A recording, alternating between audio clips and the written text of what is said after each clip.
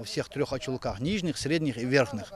Периодически, особенно вот как зашкалит температура под 40, периодически отключается электроэнергия.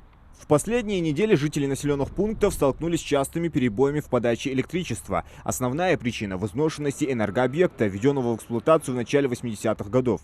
Ситуацию усугубил резкий рост объема потребления ресурса во время установившейся в регионе аномально жаркой погоды. На предельные значения нагрузки линия электропередач ответила перепадами напряжения и отключениями.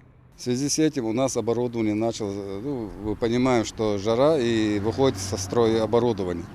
Естественно, мы принимали все меры для того, чтобы восстановить электроснабжение.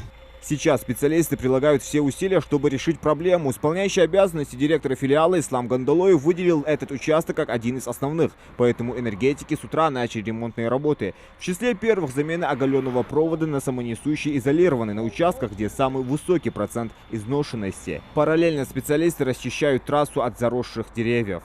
Если так взять, мы уже заменили в общем сложности вот в средних очелках и частично верхних очелках заменили провод около километров изолированным проводом. То есть заменили те участки, где первоочередные, где у нас наихудшее было состояние проводов.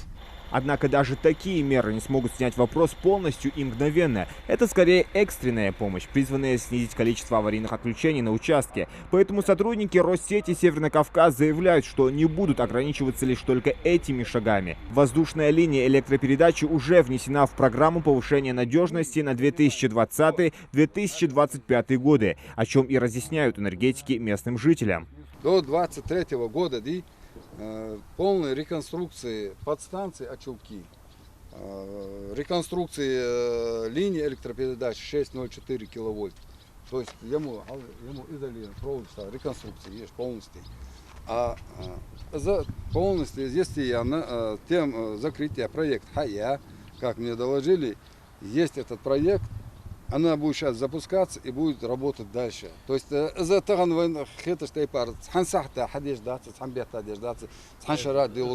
это значит, что уже в следующем году энергообъект протяженностью порядка 18 километров будет полностью реконструирован. Программа предусматривает замену дефектных опор на новые железобетонные. Ветхого оголенного провода на самонесущий изолированы. Жители такой новости очень обрадовались.